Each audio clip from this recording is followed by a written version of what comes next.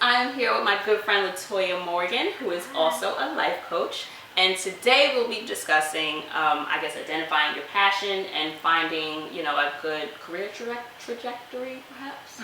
So I'm going to let you, the professional, take it away.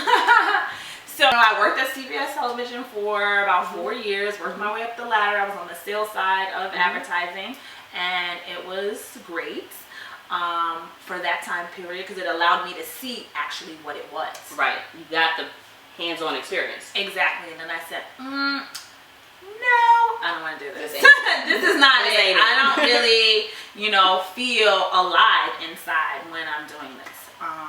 So prior to that job, I had worked with Oscar Mayer, and I was kind of doing more field work. Okay. And, being from different states to states, and I like being with the people, hence why I wanted to be in advertising, networking, and all that. So I said, I wish I could marry both of those jobs. Okay. Right? Kind of be with people, but still do the salesy thing. And then I started working with Red Bull, and that was great because it was kind of like literally the best of both worlds. And I did that for a few years, and I was like, not it again. Not it again. And at that point, I was a little clearer to say that, I don't want to develop a product or a concept. Okay. I really want to develop people.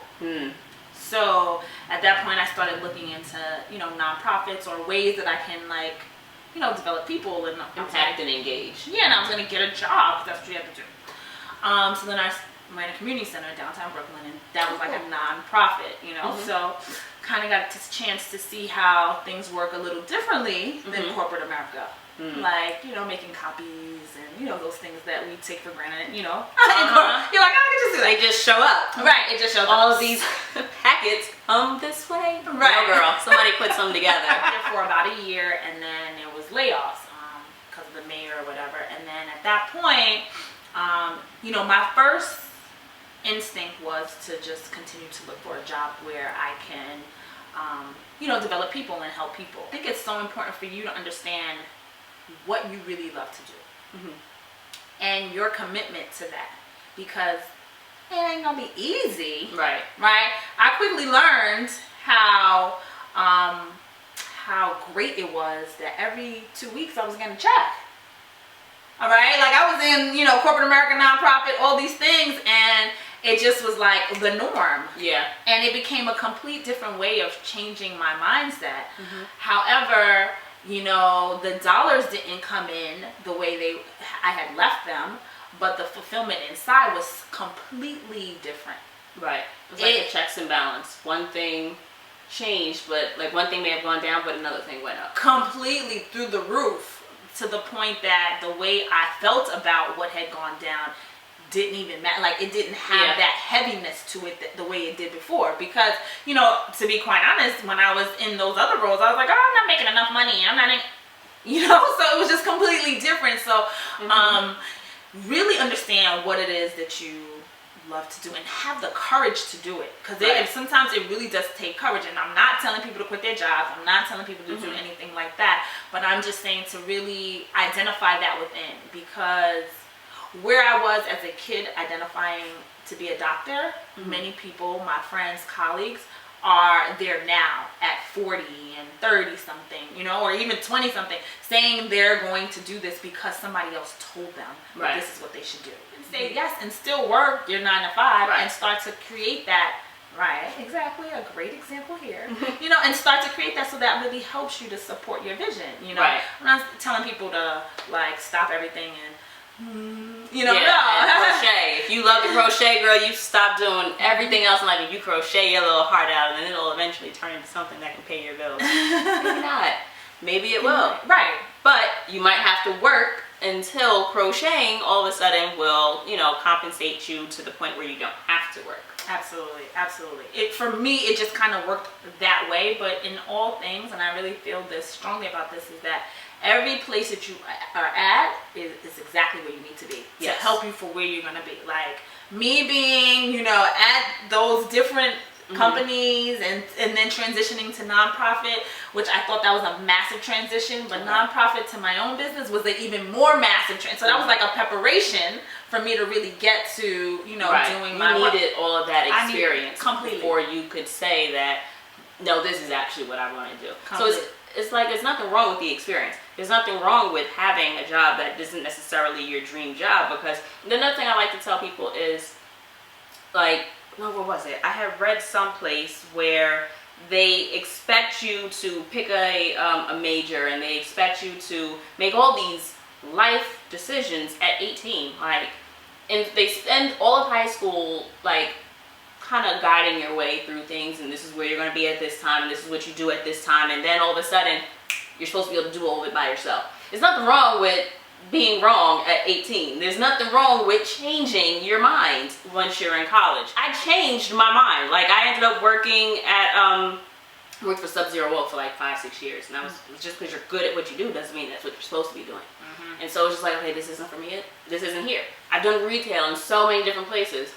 This isn't for me. You may have the opportunity to progress within that genre, if you will, but that doesn't necessarily mean that you have to take it, but it doesn't necessarily mean that you didn't need that experience either. Absolutely. So just because you aren't where you think you're supposed to be doesn't mean that you're not supposed to be there.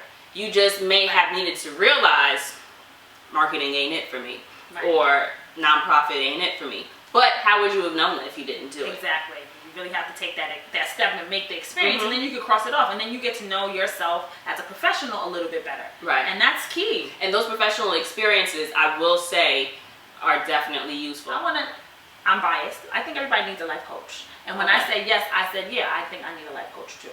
Personally, for me, the way I succeed is I put people in place to hold me accountable. Okay. Right? So I have a life coach, I have a spiritual coach, I have a financial advisor, I have a trainer. I essentially need to have a dope squad so that I'm dope. You know what I mean? So I have all these people pulling, and then I'm pulling, and I expected them to pull, you know, and kind of go that way. So I did that first, and then I took the classes that she had recommended, and then from there I just started immediately. Like, it was like, all right, I created my business name, which was really special to me, and I created a business name, and then I created, you know, all the different things of how I wanted to show up in the world, and then I started getting clients. And, you know, when I started, this is actually year 5. Oh, so, wow, yeah. That's been that long. It's crazy, right? But, so, when I started, it has evolved.